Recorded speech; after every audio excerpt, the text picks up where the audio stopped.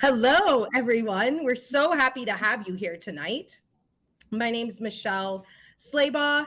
I am a Black, queer woman, light skinned, in a black shirt with clear glasses on. My pronouns are she, her, and I am here as the Director of Social Impact and Strategic Communications for SECUS, Sex Ed for Social Change. Thanks, Michelle. My name is Beatrice Beckford. I go by she, her, y ella también pronouns. I'm a brown-skinned Black woman, Latina, wearing a gray shirt and black hair pulled up. It's wonderful to be here with y'all today. We have an exciting event for you. And so we're going to kick us off with a bit of a video. The education of our children is at stake, and it's time to rise up. With a new school year and politicians all across the country using critical race theory as a weapon, it is up to all of us to work together to champion progressive policies and practices for back to school. These policies and practices will promote safe, healthy, and equitable schools while harnessing the power of existing parent leaders to develop and strengthen new leaders. We need you in schools, on the school board, and showing up for school meetings. You are not alone. We can help you get there. More than ever, our students are facing book bans, tearing down of comprehensive sex education programming, abuse of LGBTQIA plus students and teachers, and unprecedented expansion of police presence. And what is most needed but ignored is expanded mental health support for students living through inflation, a pandemic, and erosion of protections under the law. There is hope. The way things are is not how they have to remain. Each and every one of us who has a child, knows a child, loves a child, can see the importance of seeing each and every one of them supported through adulthood. Each and every one of us knows that our legacies continue only as long as there is someone to move it forward. We are a collective of community organizations who are committed to change and liberation. Women's March, Moms Rising, Red, Wine, and Blue, the Education Trust, Parents Together, the Frontline, African American Policy Forum, Campaign for Our Shared Future, Supermajority, Missouri Equity Education Partnership, Color of Change, and SECUS. These organizations share a common goal of caring for the present so that there can be a future for us, a future for our children, and a future for their children we can't imagine yet. We know that there is no future if we are ruled by fear, by oppression, or by violence. What will you leave with at the end of this campaign? A toolkit to help your success in your schools, podcasts and book recommendations, and a greater vision for our families, schools, and country.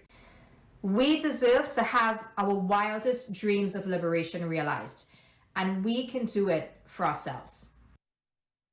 Showing up now, preparing yourselves for the work that needs to be done, is exactly where you are supposed to be. Fear lives in places where there is no light, and each one of us has a light that is bright and shines even brighter when we are together. We are the change makers, the innovators, the dreamers, the seers. Come on in, get comfortable, and know that your presence here and the action you take now will make a difference. Our children need each of you, and we can rise together. So welcome to Saving Our Schools, Activating Parents in the Age of CRT. This is the Teach-In. We have an exciting event for you, full of keynote speakers, real stories from parents around the country on book bans, LGBTQIA attacks in schools, police in schools, and more. And at the end, there'll be a section where we'll be able to engage in conversation, Q&A with many of the panelists and you. So we're excited to have you there. That said, I'm going to kick us off with introducing our first keynote, the incomparable Kimberle Crenshaw. Dr. Crenshaw is the mother of intersectionality, critical race theory, and the Say Her Name campaign. She is the co-founder and executive director of the African American Policy Forum, the founder and Executive Director of the Center for Intersectionality and Social Policy Studies at Columbia Law School, and is the Promise Institute Professor at UCLA Law School, and is the Isidore and Seville Solbacher Professor at Columbia Law School. Dr. Crenshaw. Thank you for the kind introduction. Good evening, everyone. I am extraordinarily honored to be part of this activation of parents across the country who care deeply about children having access to safe, honest, and inclusive education. We at the African American Policy Forum welcome this fight to save our schools from an extremely well-funded effort to undermine public education, public institutions, and democracy itself by weaponizing anti-racism. We have, in fact, just returned from a 15-state, 24-city tour where we sought to galvanize voters by drawing out the links between the attacks on our democracy and the attacks on anti-racist education. Now, the same forces that are attempting to gerrymander our democracy in order to rig our elections permanently are also attempting to gerrymander our history in order to undermine all of our aspirations for a truly equitable and inclusive society. This campaign arrives at a critical moment for our country and for the future of our children and our grandchildren. In 2020, millions of Americans in every state came together to demand police accountability after the murders of George Floyd and Breonna Taylor. Yet for some, the prospect of this growing consensus around the goals of a truly inclusive democracy resulted in a backlash. They attempted to dismantle this energy. Now, the wholesale attack on all manner of anti-racist history, concepts, tools has all been packaged together as a repudiation of what they call divisive concepts, most prominently among them being critical race theory.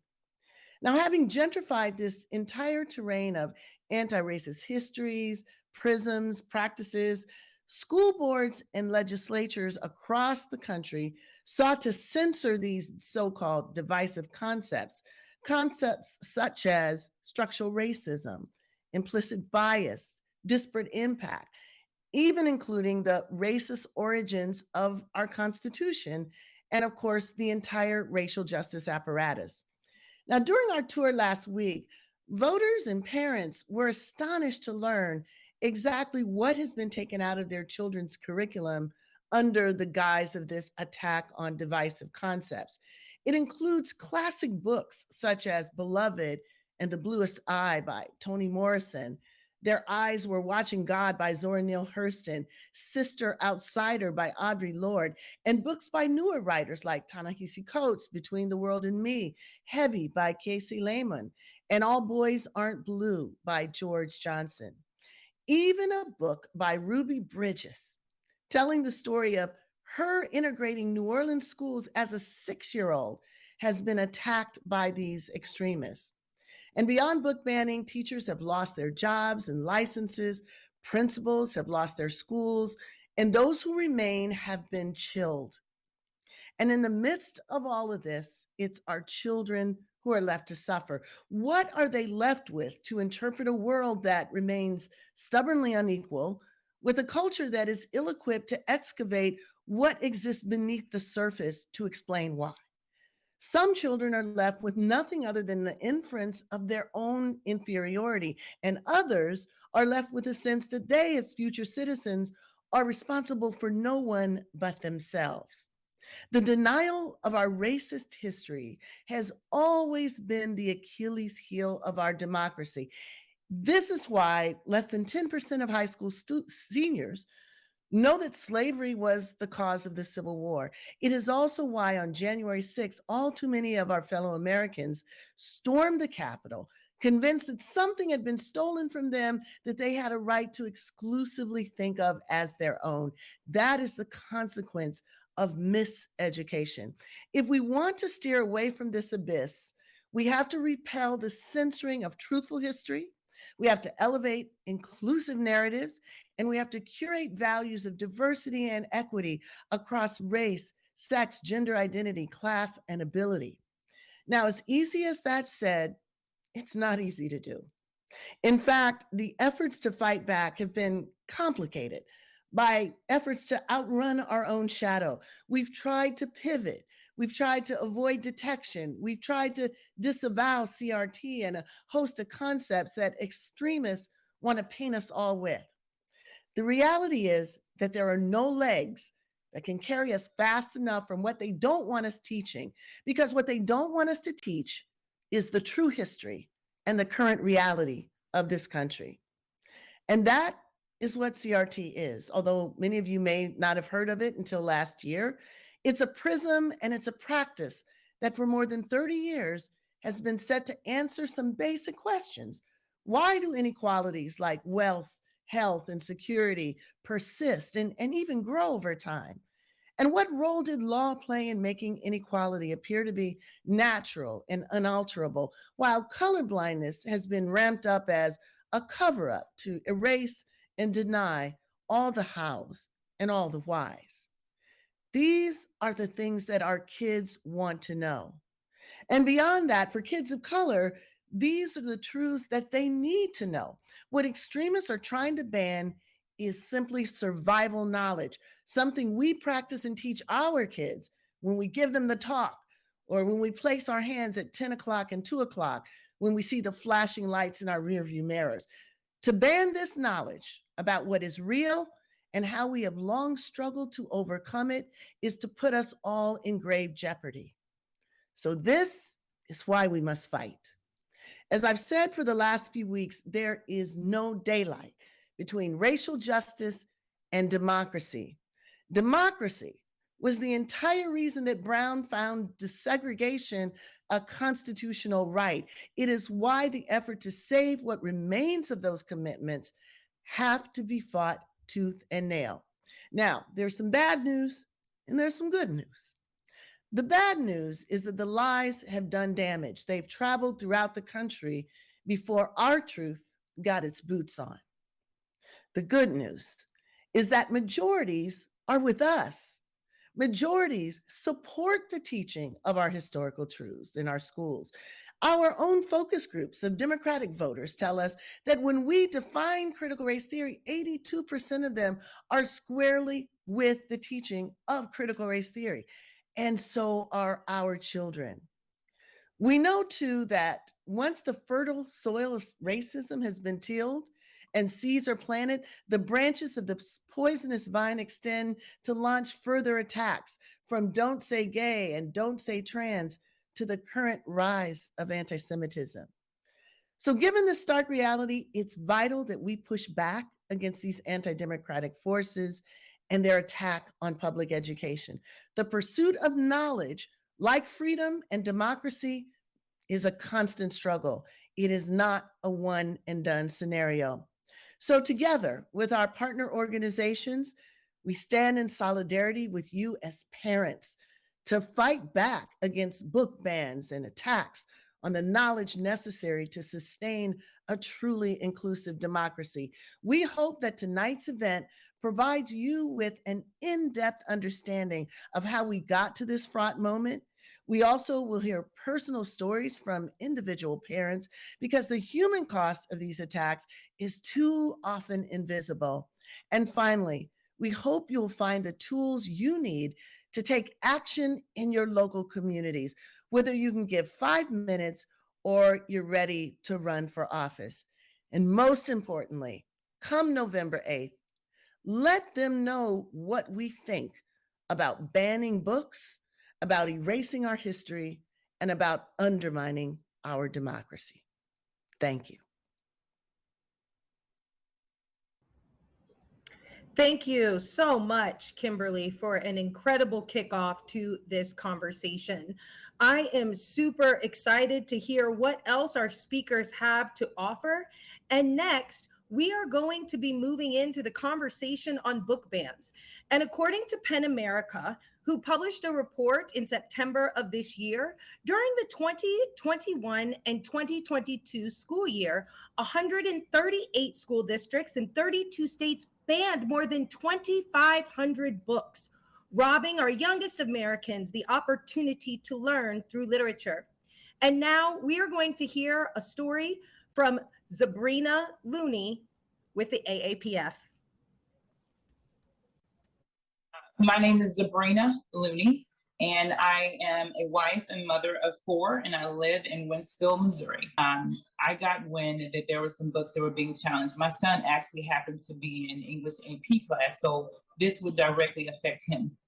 There was too much of a coincidence of books that were targeting LGBTQ authors and that was targeting Black authors. And that was something that struck me because I was raised in a very rural area. And I understood the importance of having books to help me identify some of the things that I experienced within a school system where I didn't feel like I was seen. I talked to my son and I asked him what did he feel and what did he think? And he said he thought it was wrong. And I asked him, did he think it was wrong enough for him to do something about it? And he said yes. And that was my proud mama moment because I wanted to do something, but I needed him to also be an advocate for himself. And so we contacted the ACLU. I would say to anyone who is going to stand up for something that is wrong in your community, that is wrong in society, that you feel like it's wrong, you have to be prepared to finish the fight. You have to be prepared for whatever comes next. You have to show strength in whatever decision that you make. You have to show tenacity to finish it. It is not for the weak, but when my story is told, I'm confident in the fact that it would be that I stood up when something was wrong.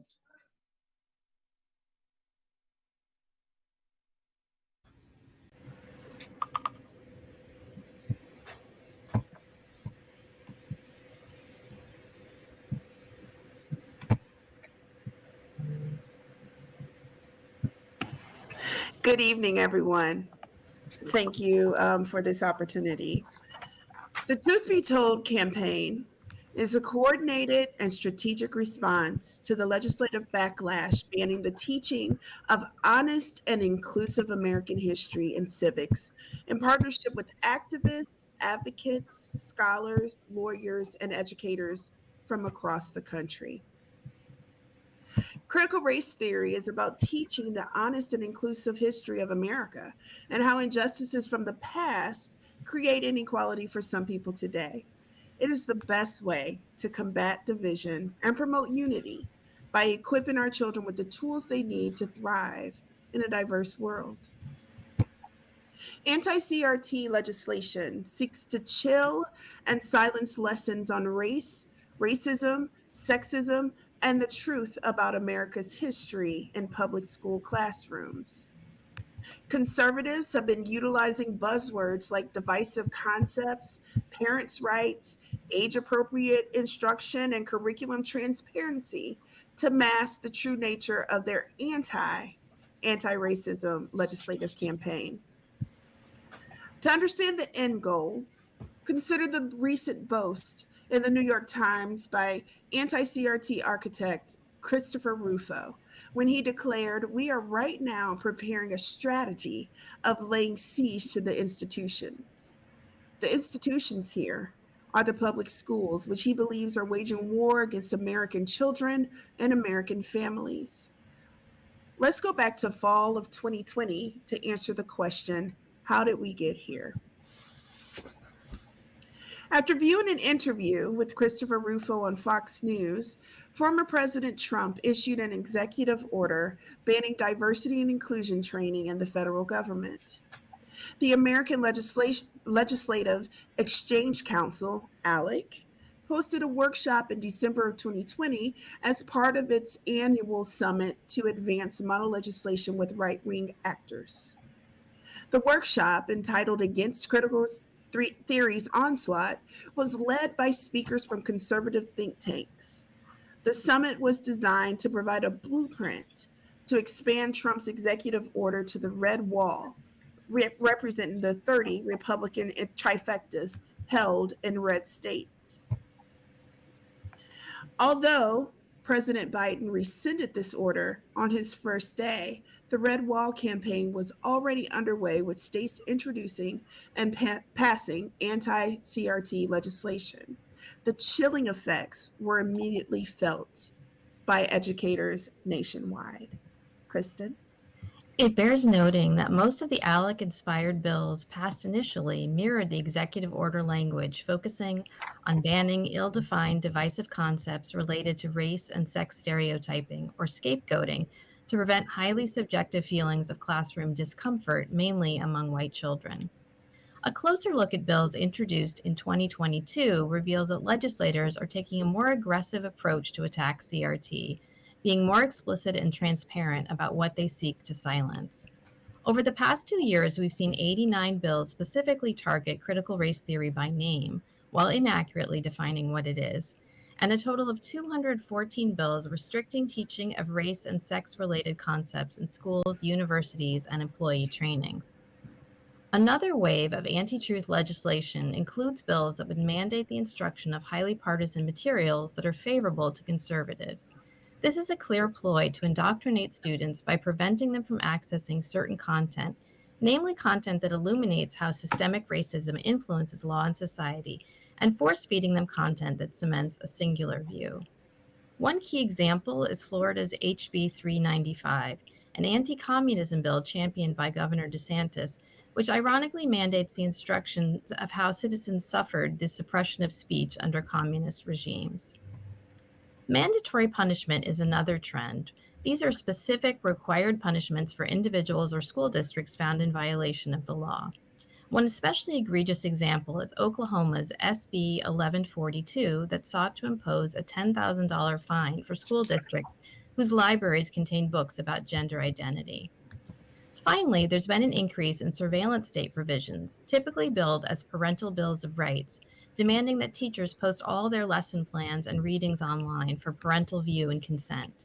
These are part of a broader trend of parental rights bills that have historically reared their ugly head in moments of racial progress in schools, like after Brown v. Board of Education.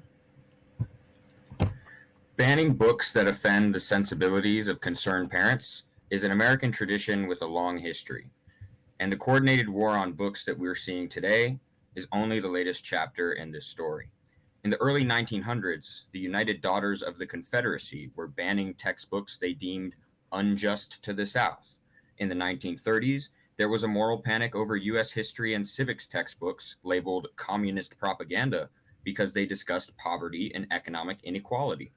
These sorts of issues were revived forcefully with the Second Red Scare and McCarthyism of the 1950s, and the focus on racial issues in textbooks reached its highest point of the 20th century following the campaign of massive resistance to school desegregation throughout the 50s and 60s. By the 1970s, the reactionary script was pretty much set in stone, and what mattered was not the reality of the curricular or textbook content, but the outrage and fear of paranoid white parents. In Kanawha County, West Virginia in 1974, white parents reacted with violent rage to false rumors about the contents of newly approved textbooks, as conservative school board members warned that the books were full of anti-Christian, anti-American, anti-white propaganda and indoctrination. But it's important to recognize that the resistance to CRT has opened up the floodgates for a cornucopia of concerns about all sorts of books authored by or for members of marginalized communities. In October, Texas legislator Matt Krause sent out a demand to all school districts to investigate a list of over 800 books in their curricula, classrooms, and libraries. Analysis showed that more than 60% of the books on that list had to do with matters related to LGBTQ topics, and about 20% touched on transgender issues or featured a trans character. PEN America has collated an index of school book bans that offers a snapshot of the trend. Their index lists 2,532 instances of books being banned in over 100 school districts in 32 states between July 2021 and June 2022. These districts represent over 5,000 schools with a combined enrollment of over 4 million students. Some of the most common themes among the banned books are those that include prominent LGBTQ characters or characters of color, address topics involving race and racism or LGBTQ issues, or have themes related to civil rights and activism. Dozens of even children's books have been banned, including biographies of Rosa Parks Ruby Bridges, and Martin Luther King Jr. The descent into fascism in Nazi Germany included numerous book burnings. The line between the Republican Party today and fascism, if it exists, is increasingly difficult to identify, as we can see from this picture side by side. This is from Tennessee, led by a Republican preacher. There were book burnings this year. And just as in Nazi Germany, today's fascistic anti-democratic movement is fueled by an alliance between an authoritarian white supremacist political party and conservative elites who see public organizing and liberal democracy as threats to their wealth and power. Some of you might be wondering, why target critical race theory and why now? Well, it's important to note that we are facing attacks on multiracial democracy, public education, and racial and social justice because we have been winning in the court of public opinion and on the streets to demand a more just society. From the Manhattan Institute to the Heritage Foundation, from Fox News to the State Policy Network, the architects of right-wing infrastructure realized how they were facing a serious dilemma that became even more apparent after the 2020 elections, when Democrats won back control of the Senate following an incredible intersectional activation that resulted in an upset win in Georgia. As a result, one nagging challenge that right-wing operatives with the school privatization agenda had was to figure out how to get white parents to disinvest in their public schools. A formidable challenge because of the way that white supremacy operates.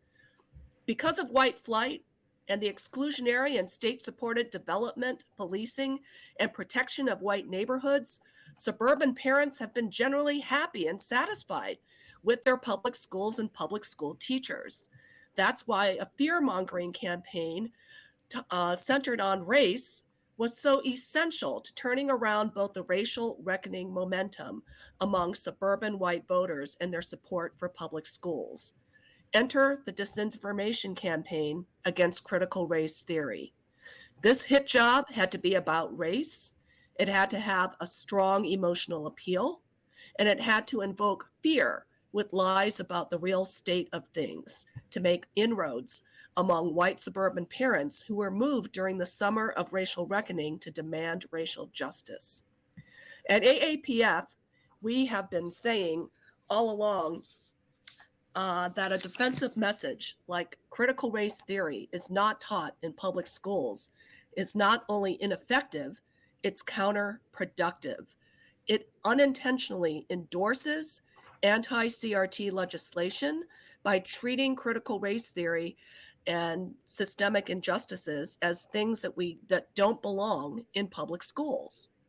And once we accept that premise, it's just a game of what falls inside or outside of the boundaries of CRT.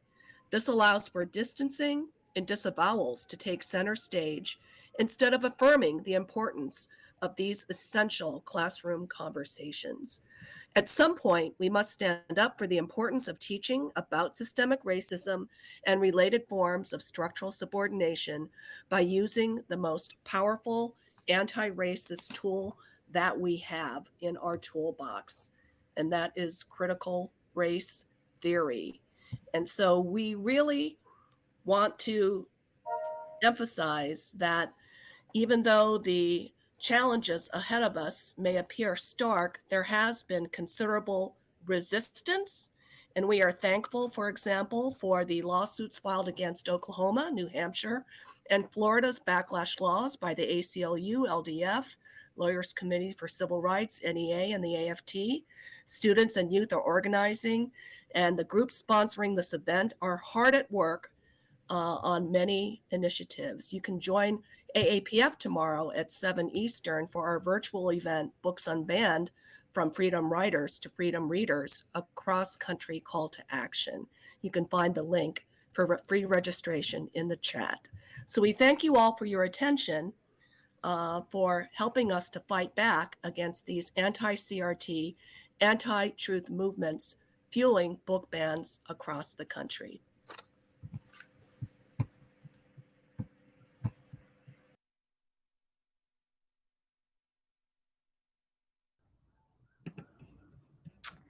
Thank you so very much to the AAPF team for that incredible presentation. In addition to book bans, our attacks on our schools and our children have included harmful attacks on our LGBTQIA students, as well as attacks on comprehensive sex education. Next, we'll hear from a parent, Lizette Trujillo, and as well as representatives from CICUS and Campaign from Our Shared Future, who help us understand how we can push back.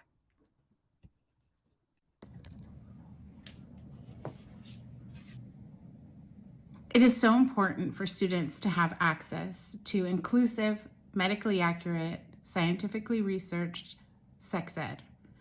As a mother living in Arizona, I cannot tell you how harmful it is to not allow students to have access to this very important life-saving information.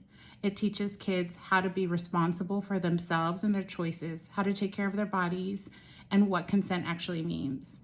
The more tools we give our children and our students, the better off they are and the better our communities are. So please join CICUS and this incredible partnership in helping champion inclusive sex ed in schools across the country.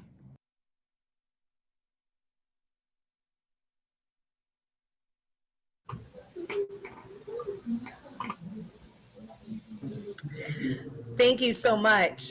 Dr. Heather, would you like to go ahead and tell us about the work that y'all are doing? Good evening. It's so good to be in community. My name is Heather Harding, and I'm the Executive Director of the Campaign for Our Shared Future. And we're a nonpartisan common ground effort founded on the principle that every child, regardless of their background, deserves access to a high quality, age-appropriate education. And one of the things, as I listen to the speakers and the videos and the parents, that's so important to underscore here is that respectful collaboration between families and teachers is really the only way that we can ensure that our children have the best educational environments. Unfortunately, out of touch and career-driven politicians have really hijacked our nation's schools and school boards. They've launched, as you've heard, a full-out attack on our kids' education. And sadly, the children most often targeted and attacked by these political extremists are some of our most vulnerable. From the hateful legislation, like the Don't Say Gay bill in Florida, to widespread discriminatory book banning, LGBTQ youth and families have repeatedly found themselves in the political crosshairs. In fact, in 2022, we tracked 45 state-level education bills aimed at weakening protections for LGBTQ youth and otherwise promoting a culture of hostility for the most vulnerable, but for all kids. It's become increasingly clear that politicians have no plans of letting up these attacks. It's part of what I've come to call the Medusa head attack on public education that runs the gamut of issues, but again, undermines trust between our families, students, and their educators. All parents, no matter where we come from, we want our kids to be welcomed into the school environment so they can learn and grow. For me, family is everything. When I see my two teenagers, I see hope and the future, a world of possibilities. But obviously, our politicians don't see any of that. They are using them as pawns in a political game. To make matters worse, LGBTQ students are facing harassment and bullying at higher rates in their peers because of this environment that's being stoked. In 2022, the Trevor Project reported out a survey. The majority of LGBTQ youth in America are experiencing symptoms of anxiety and depression. And in this moment where we're just coming out of a pandemic, the last thing that we need is for adults to look the other way, or worse, play an active role in creating a toxic school environment. Just earlier today, I read a story about a young man in Florida, Xander Morris, who was selected to speak as his high school graduation as class president, but was preemptively silenced due to the opposition to Ron DeSantis's Don't Say Gay bill. As an out gay student, Xander felt it was his responsibility to stand up to the governor's efforts to disenfranchise and erase LGBTQ students and families from Florida schools.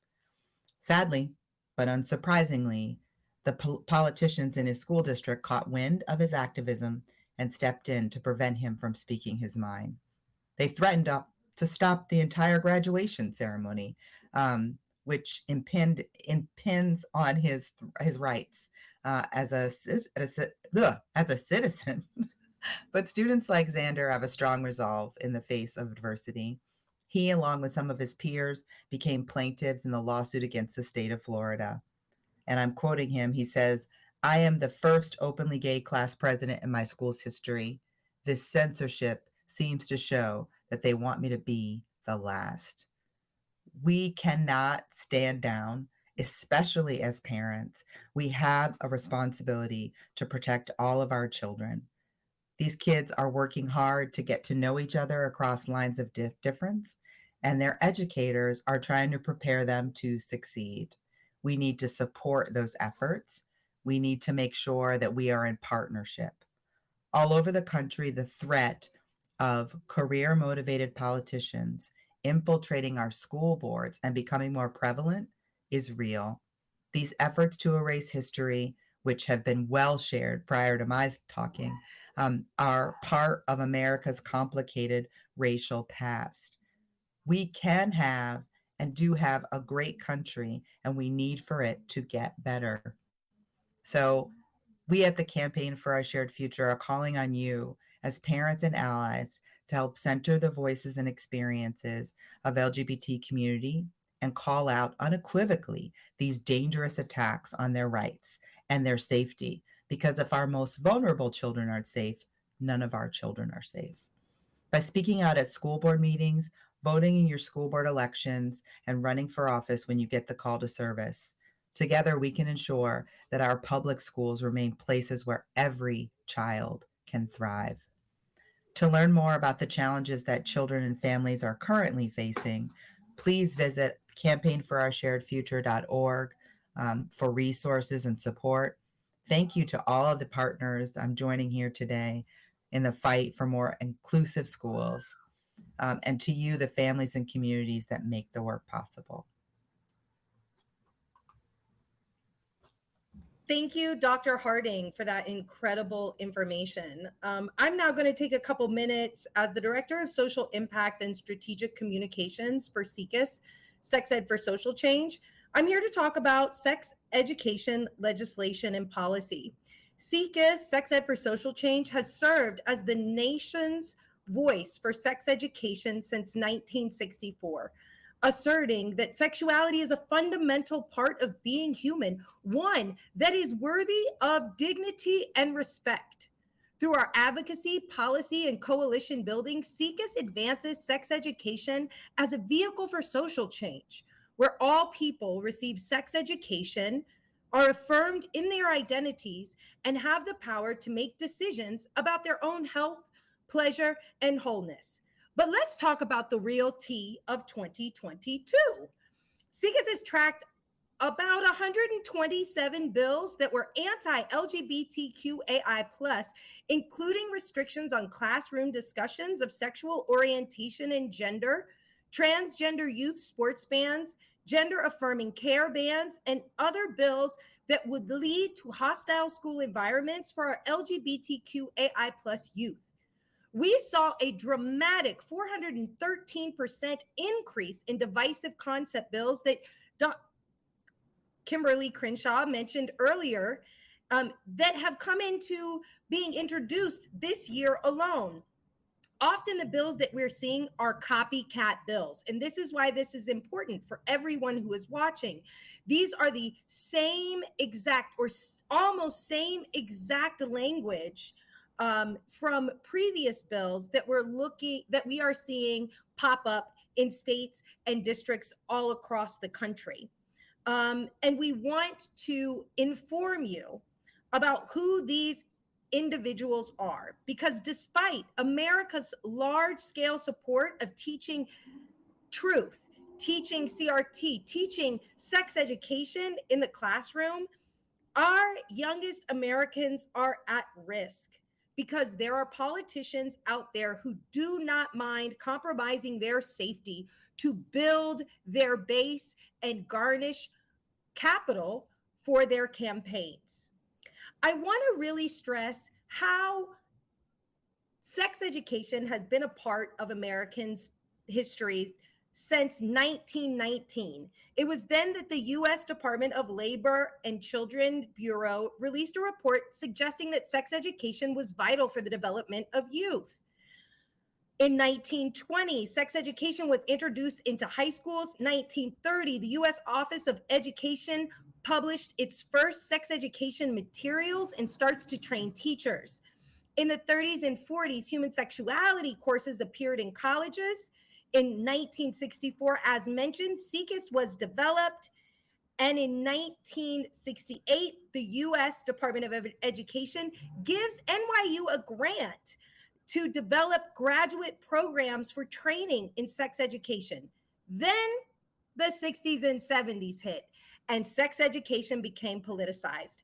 And why this is important is because the same playbook that we are seeing used to create book bans, to create divisive and dangerous legislation for anti-trans youth and anti-LGBTQ ideologies is the same exact rhetoric that we saw in the 60s and 70s when sex education became politicized. It is important to recognize that there are over 3 decades of research that build a case for sex education, asserting that the effectiveness of sex education based on updated national sex education standards are ones that can result in improvements in knowledge and attitudes towards dating violence and intimate partner violence by reducing harmful beliefs and stigma and sexist attitudes.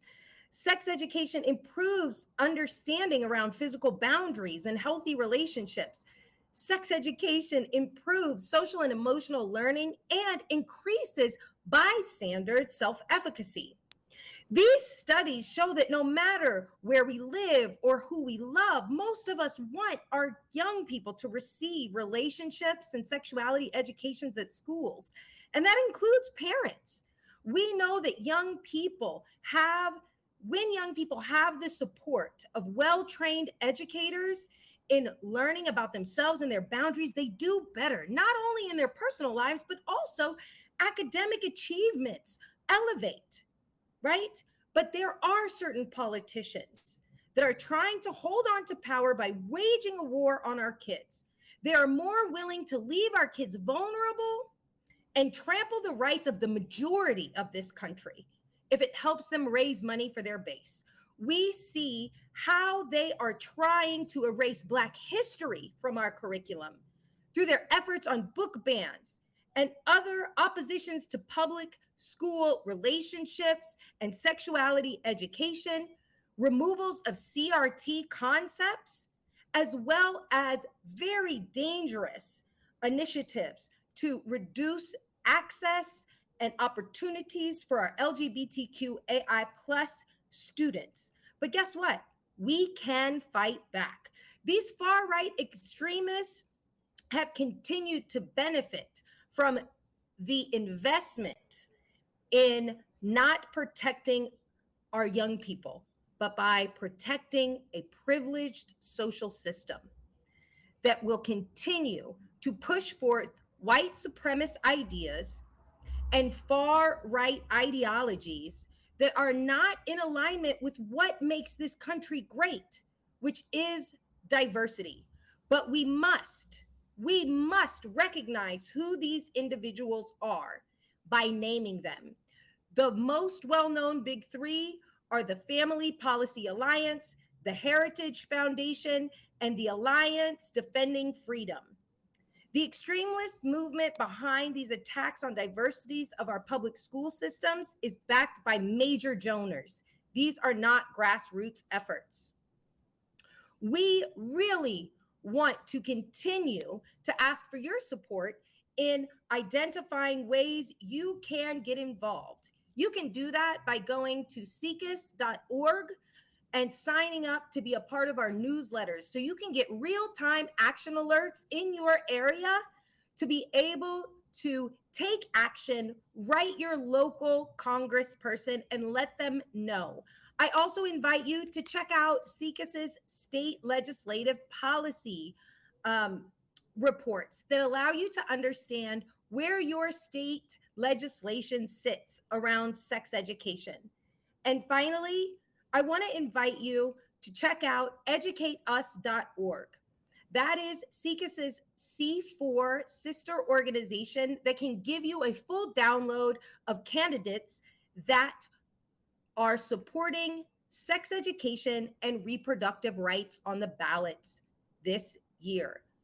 I want to remind you that while this is always and often tiring and overwhelming, there are organizations that are here to help. Get involved in whatever level you can and know that we are here fighting for you.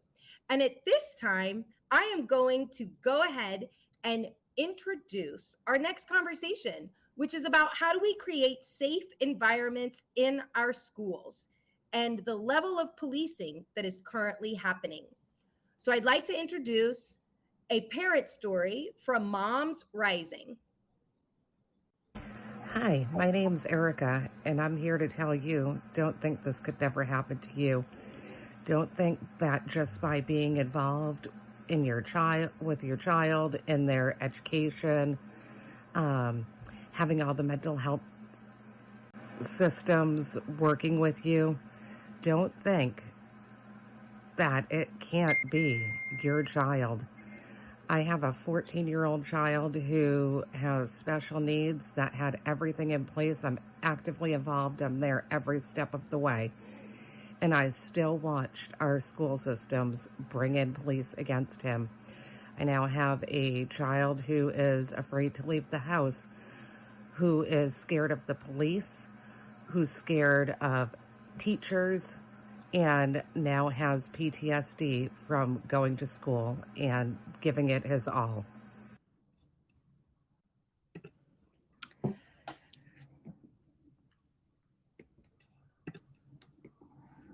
So again, I just want to say how wonderful it is to be here with you all virtually.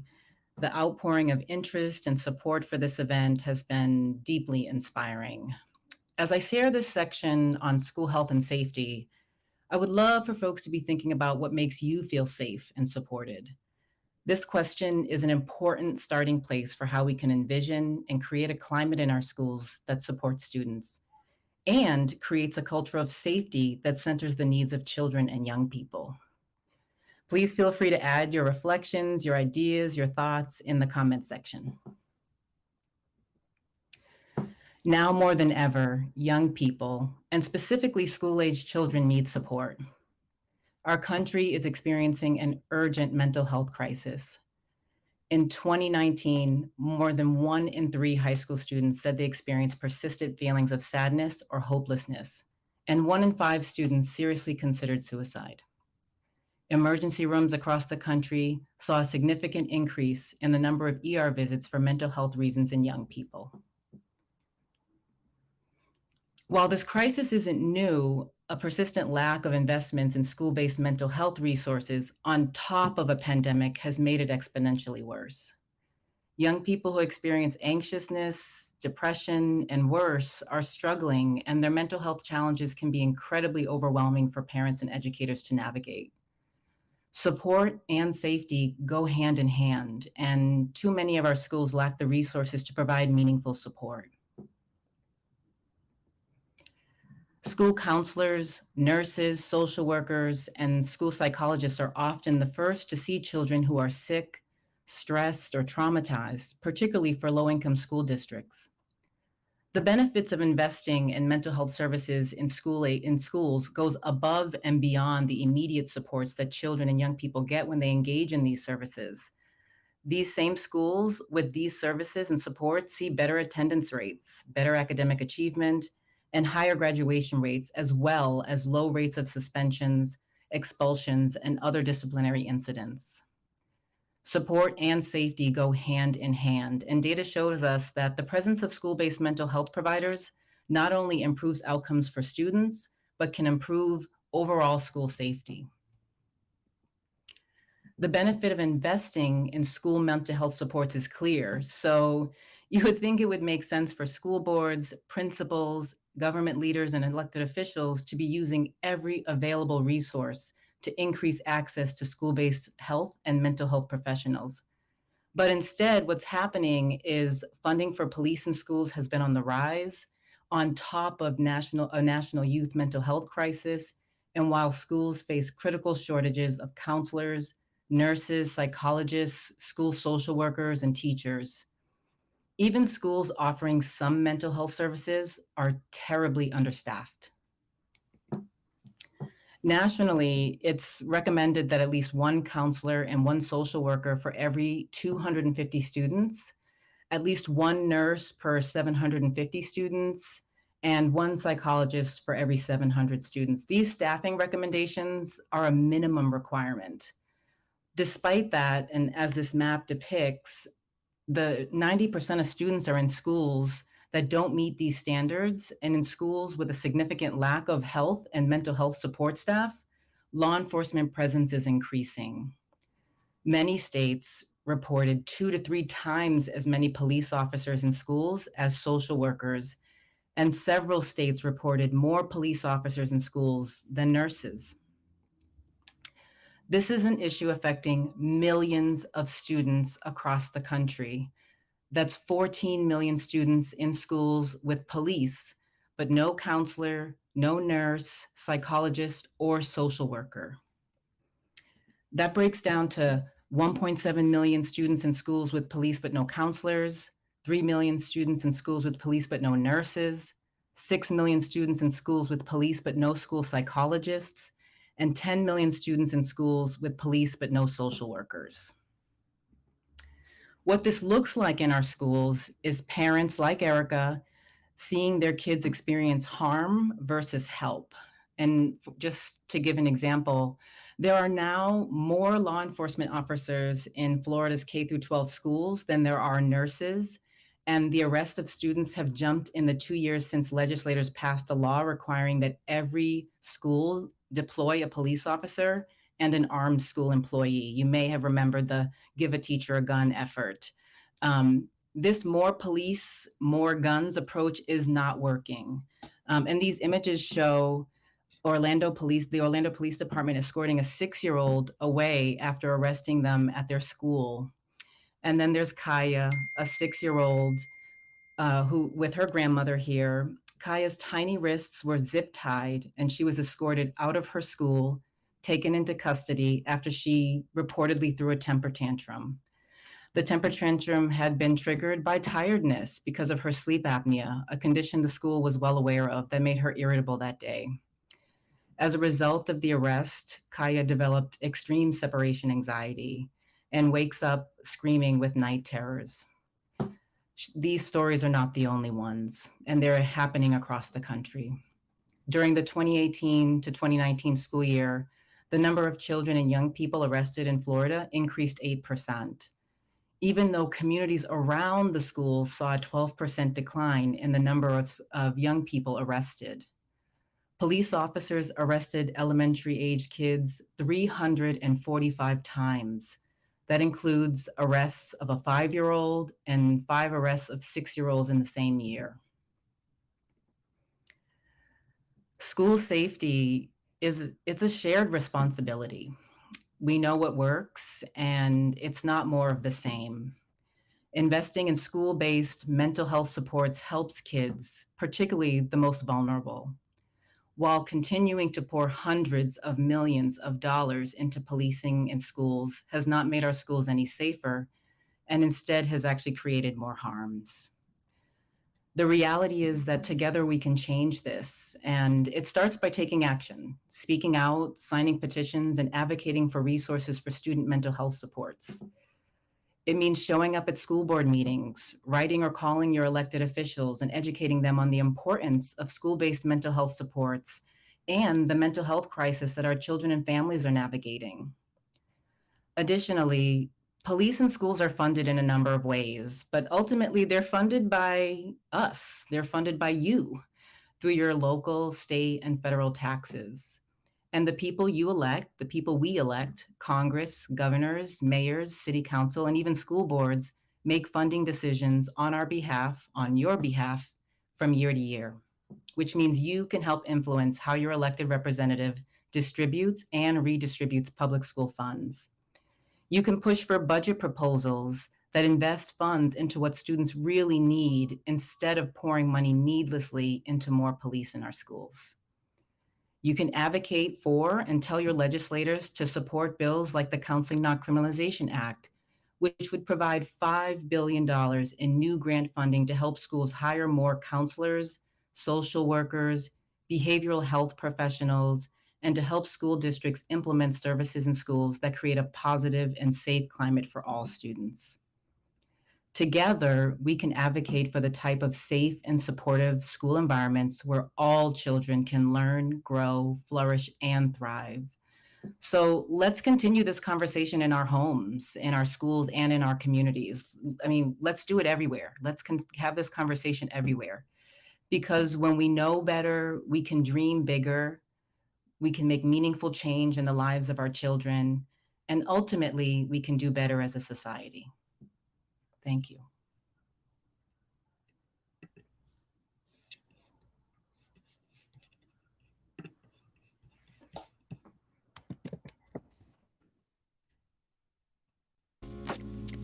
Learning is a tender thing, worthy of protecting. Schools can be a safe place for students to learn, heal, make mistakes, and grow. A place where students can receive the support they need to thrive. A place where children can build healthy relationships with themselves, their peers, with adults, and their communities. Introducing policing into schools and criminalizing student behavior fractures and harms this delicate ecosystem, turning students into targets, teachers and staff into weapons, and schools into pipelines to prison. When we resource our fears instead of our futures, students, schools, and communities lose access to essential supports. Young people, educators, parents, and communities are stepping up to protect the delicate ecosystem in our schools. They're advocating for resources to be redirected away from systems of harm and punishment towards systems of support and care. Together, we can build a world where schools are a safe place for students to thrive and reach their full potential. To learn more and take action, visit momsrising.org.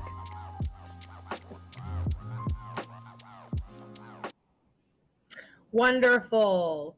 Are y'all fired up? I know I am, and I hope that you are too. I hope that the information that you have seen thus far in this presentation has got your biscuits burning, and you are ready to take action now by getting involved with your local school board efforts. And now we are going to talk about how do you get involved in school board, and how do I run for a school board office?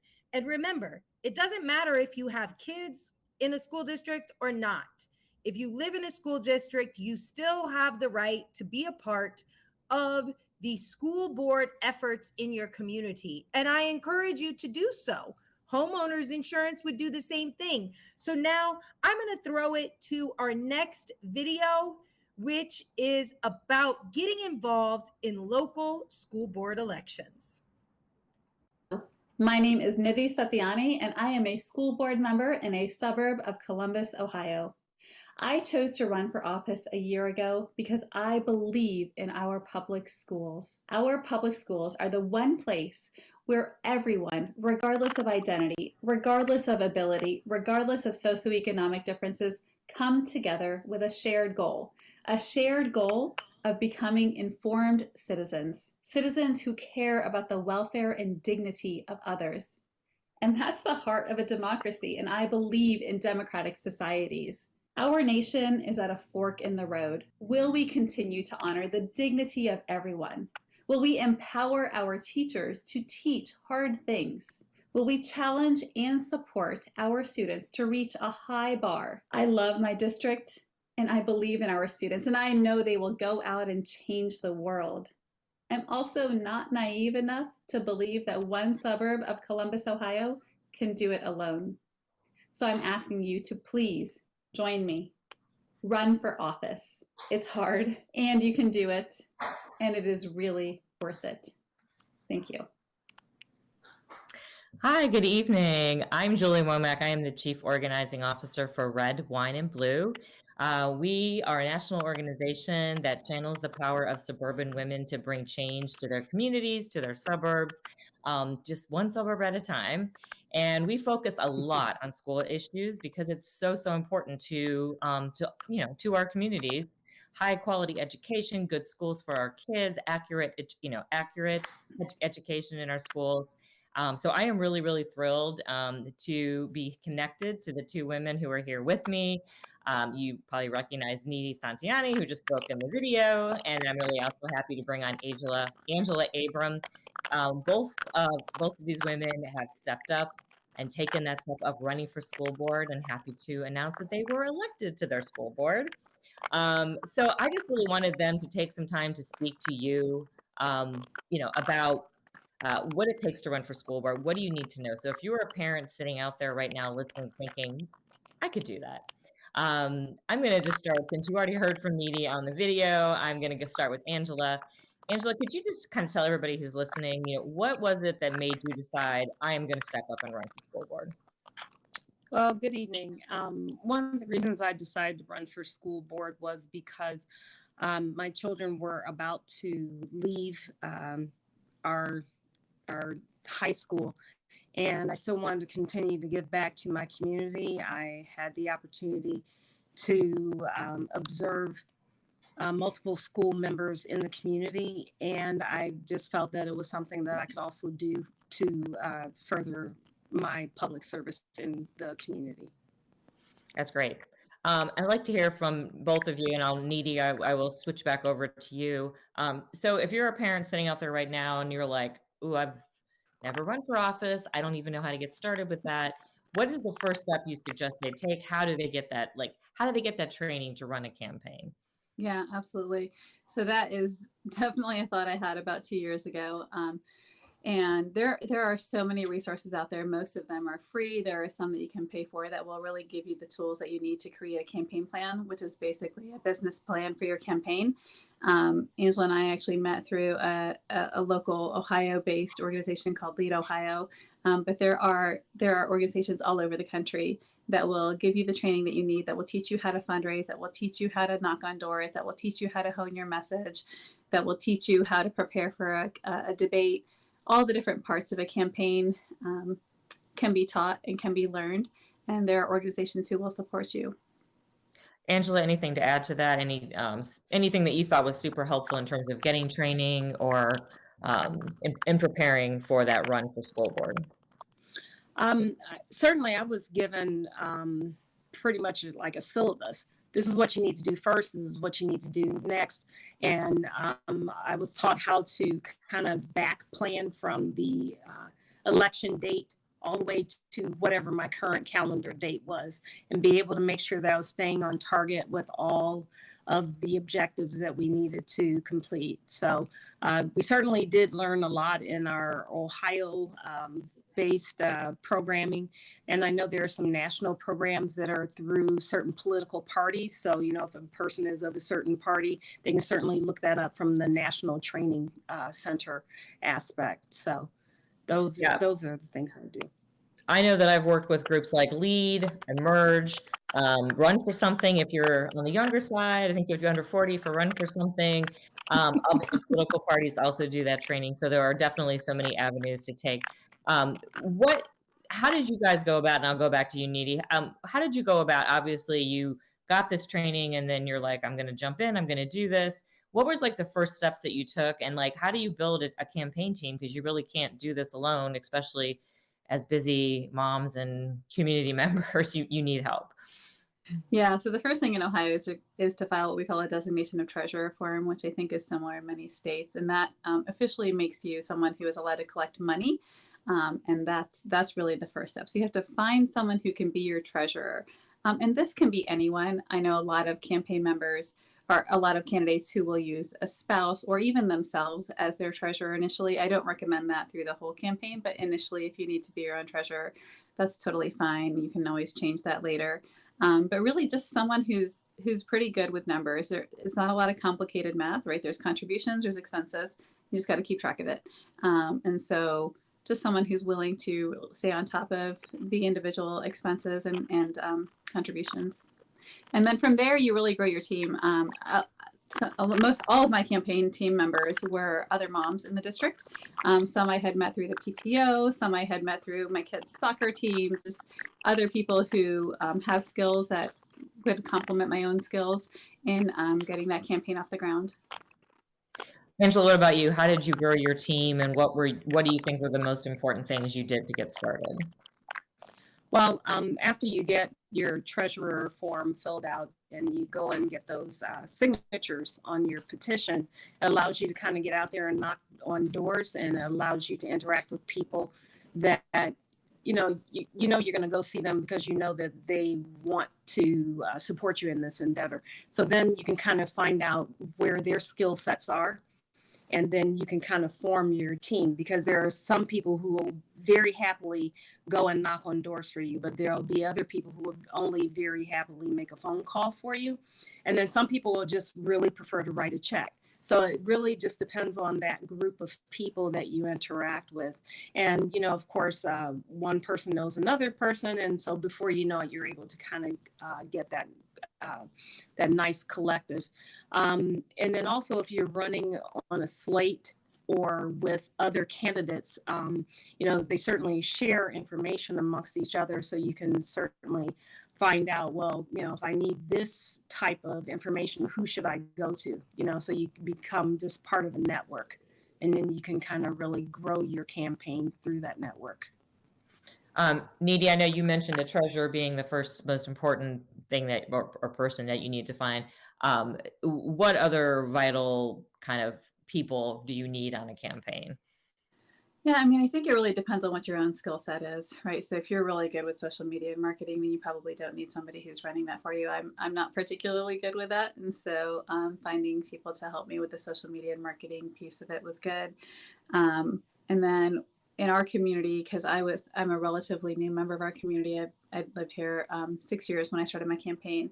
And this is an old community where people live here for generations. So for me, it was really important that we were connecting with people on an individual basis. And so we had a lot of house parties, kind of meet and greet type things. And so one of my friends was just in charge of scheduling those and making sure they had what they needed for the house party. So just knowing your community and what are the ways in which people will learn about you and they'll trust you as someone who is one of their own will dictate who you invite to be on your team. Angela, same question, like, you know, who do you think is vital? And then maybe you can just share with us too, you know, your best advice to somebody that is thinking about doing this, considering it, even if it's just a little, you know, tiny thought in the back of their head right now. What advice would you give them in terms of getting started and taking that next step and actually running? Well, certainly, first thing I would recommend is go to your school board meetings. Be involved. If you are not a parent of a child in the district, then definitely make sure you're abreast of what the current issues are in your community. A city is only as strong as its school district, and a school district is only as strong as a city. So also make yourself aware of what's happening in your city or your township. And you know, just go for it. There's no reason why you shouldn't. You know, do your homework, find those people who will support you, and find those people who will be realistic with you. You don't want anyone just kind of gassing you up, but find those people who will be your true listeners, but who also tell you the truth so that you can move forward with a good intention. Needy, what about you? Advice for people who are considering this? What do you want to tell them about what you've seen and done in terms of of stepping up to do this? Yeah, I think the thing to keep in mind for me is that you're never alone. it may feel like you're alone, but you're not. Like I said, I met Angela through some campaign training events, but just getting to know other candidates who are hitting the trails the same time as you is such a great way to have a support group of just, hey, I had this negative experience when I was door knocking. How did you handle it? This is how I handled it. All those real-time experiences and having someone else to go through it with you is really critical. And you're not alone, right? There are people running all around the nation. One of the people that I connected with, I met through Facebook, and she was running, 7.5 hours away from me. But we would still connect every now and then just to talk about our experiences and how similar they were, and how she was responding, how I was responding. So it'll feel like you're alone sometimes, but you're really not. There are people out there. That's great. Keep that in mind. Yeah. And then when I asked these two ladies to speak, and I asked, do they know each other? Because we're all in Ohio. And they both like, yes, we met at training. I'm like, that's the small world connection that you can make doing this. So thank you both for coming on and speaking. Really appreciate it. And thank you.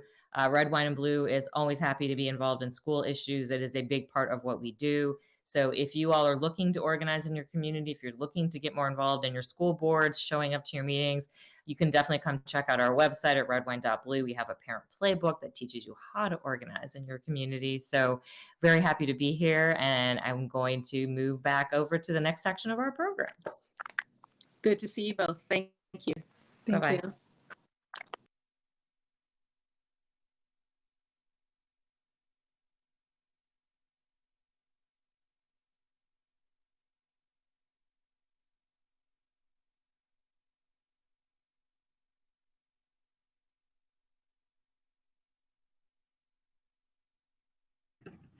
Thank you so much, Niti, Angela, and Julie, for a dynamic conversation on how to run for school board and the ins and outs on that. It is my deepest honor to be able to introduce our next keynote, Dr. Ibram X. Kendi. Dr. Kendi is the Andrew W. Mellon Professor in Humanities and the founding director of Boston University for Anti-Racist Research. Dr. Kendi is a contributing writer to The Atlantic and CBS News Racial Justice Contributor. He is the co-host of a new action podcast, Be Anti-Racist. In 2020, the Time magazine named Dr. Kendi one of the 100 most influential people in the world. He was awarded a 2021 MacArthur Fellowship, popularly known as the Genius Grant. Introducing Dr. Ibram X. Kendi. Hi, I'm Ibram X. Kendi, and I first want to share a moment of encouragement to all the organizations that came together for this event, specifically Moms Rising, Women's March, Red, Wine, and Blue, the Education Trust, Parents Together, and the African American Policy Forum.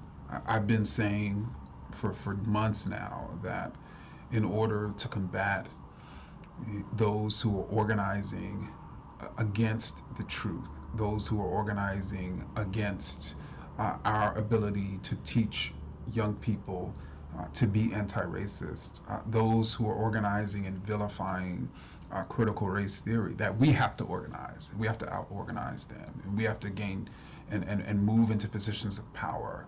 And so I'm just excited that these organizations would come together for this forum.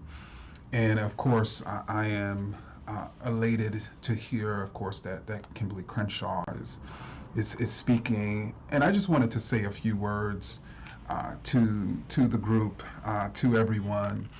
And I think the first and most important thing that I want to convey is that, as I write about in my recent book, How to Raise an Anti-Racist, we're either raising our children to be racist or raising them to be anti-racist. We're either raising them to recognize that skin color is as irrelevant, as the colors of the clothes that we're wearing, or we're raising them to attach dark skin or lighter skin to positive and negative qualities. We're either raising our kids to recognize that the inequality and inequities that they see between darker people and lighter people are the result of bad people or bad policy. We're either raising our children to be racist or anti-racist.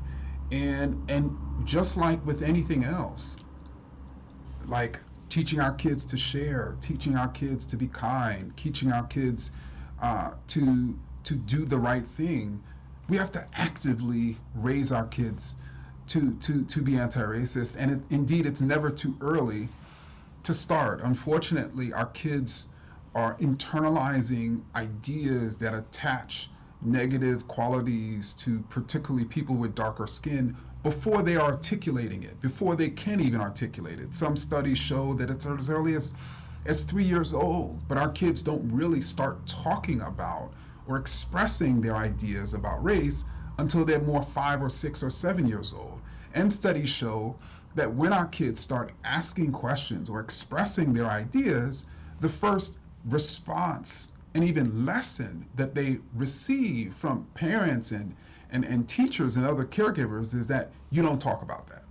And so they learn to not talk about race and racism, as opposed to us as parents and teachers providing a very safe space for them to share what they think, for us to know what they think, for us to ensure that we're orienting their thinking towards racial equality and towards justice for all. And so I'm on a mission, obviously, to provide caregivers with the tools to be able to engage in these conversations and even to create the environmental conditions where our kids can be raised to be anti-racist. I write about, in How to Raise an Anti-Racist, how it's important for us to child-proof our homes, literally.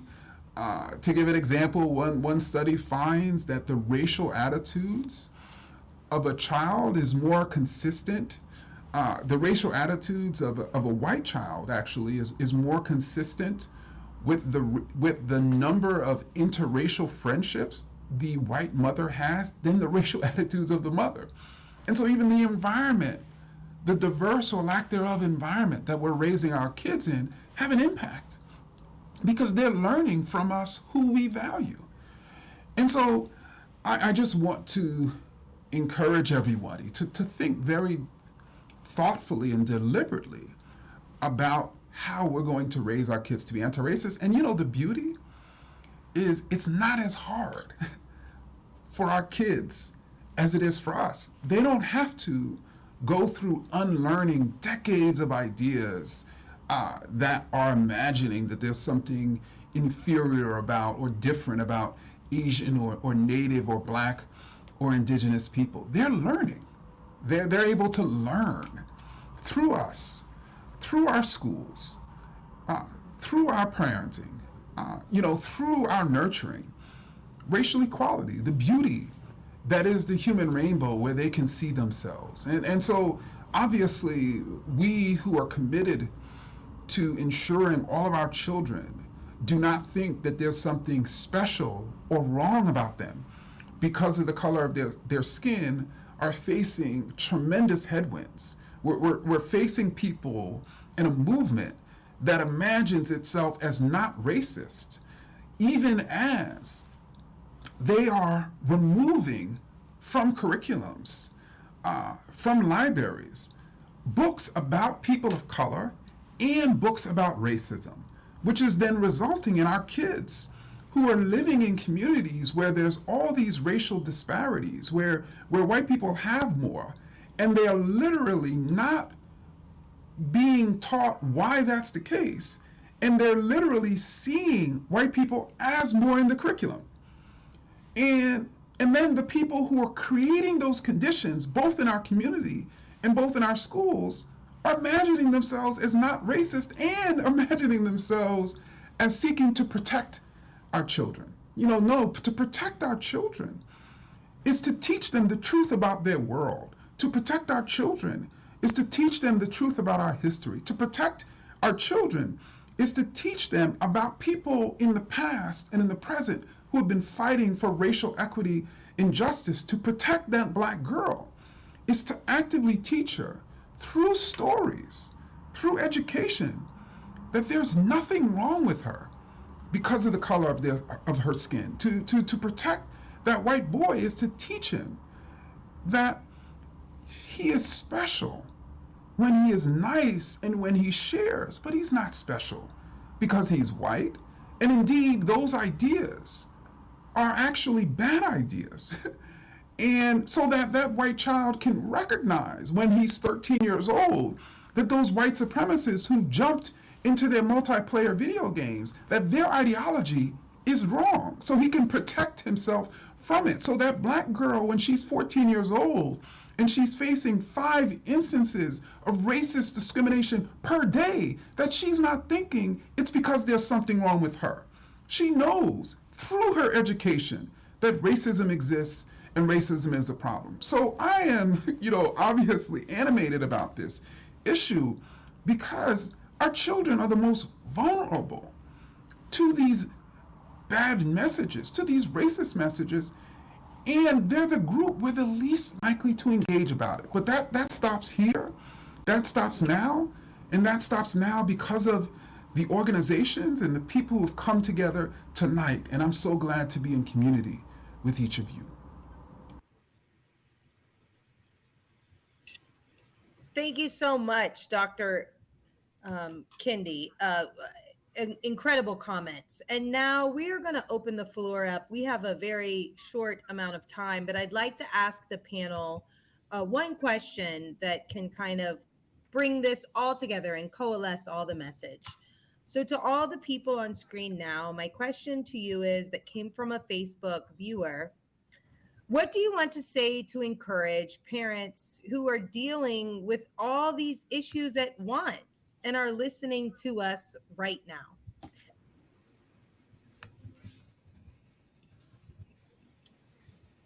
Sumi, I'll throw it to you first.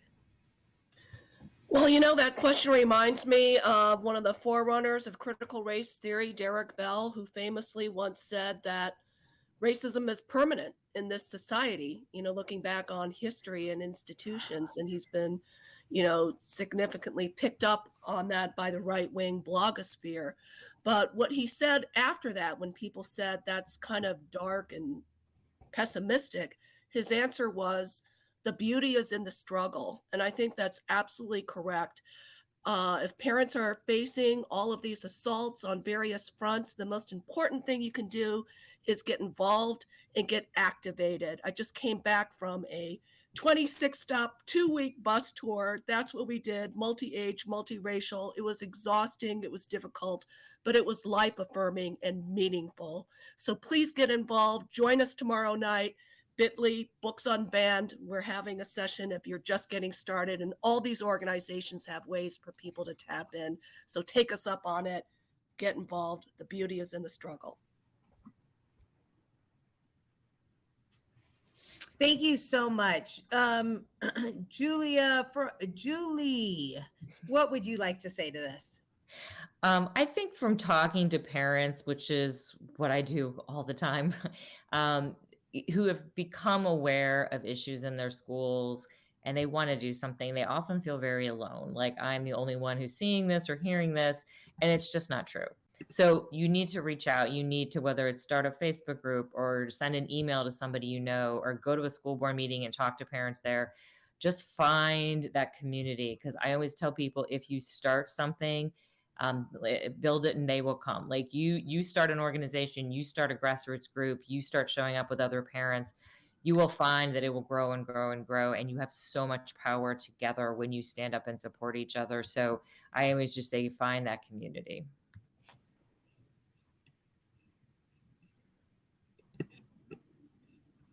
Thank you so much. Amazing. Any of the other panelists would like to chime in on this? I invite you now to do so.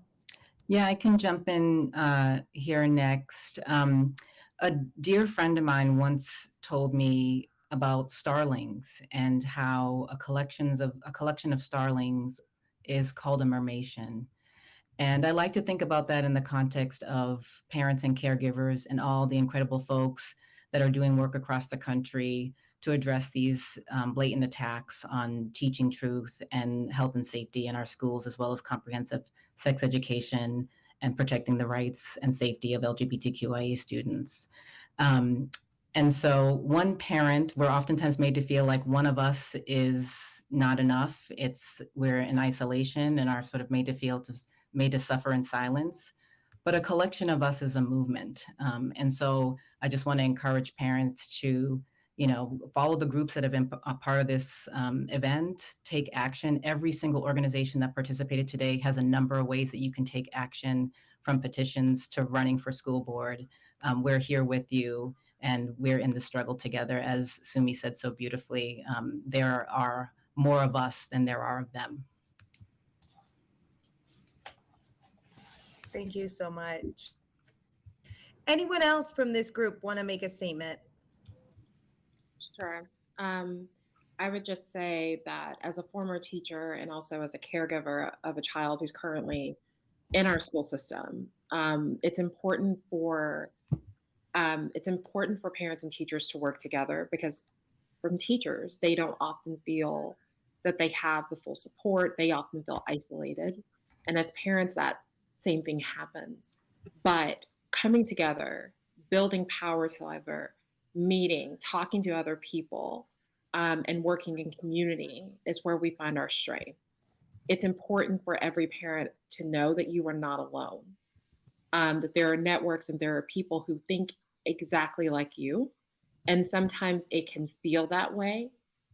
But having these conversations, speaking honestly and truthfully, filling in the gaps, using moments like where we currently are to have those teachable moments and have those conversations with your children emboldens them, it empowers them. And it also supports the teachers who really want to have these conversations, but they don't know whether to do. And I encourage parents also to share these resources, take these back, take these to your child's school, take them to your child's classroom, and have those conversations and get involved and build community, but also share in what you've learned. It's important that we have this information, but information is only as good as how it's distributed. And this is an opportunity to share and distribute ways in which we can actually turn this around. Thank you so very much. And I would like to just say, finally, do not be overwhelmed, parents. You are not alone. And there is a plethora of organizations, a lot of whom are on this call tonight, providing you with information, access to resources, and opportunity for engagement. We do the heavy lifting so you can simply come in and be your best selves and provide the support that you can, whether it's 5 minutes, 15 minutes, 25 minutes, or 5 days. We are here to help amplify your voices through the organizational structures that we have created. And now I am going to pass it back over to my co-host to give you a rundown of all of the resources that we are providing for you in this very session. We hope that at the conclusion of this session, you will share it with your friends, you will refer back to it, and you will check out our resources. So Ms. B, it's on you now. Thank you, Michelle. So thank you all for joining us today for this teach-in, Saving Our Schools and Activating Parents and Caregivers and Communities broadly in the age of CRT backlash. Education is the cornerstone of a multiracial democracy, and schools are where we learn to engage in society in meaningful ways. Together, parents, students, educators across the country, we can push back on far-right attacks that have made our schools playgrounds for partisan politics and racial division. Following this event, a link to the recording will be shared so you can view it and use it as a resource for work in your own communities, and a comprehensive toolkit pulling in all the resources that our partners have put together to help organize and mobilize your school, your community, and have those conversations at home and nationally. So thank you again for joining us and for doing this work together with us. Have a great evening.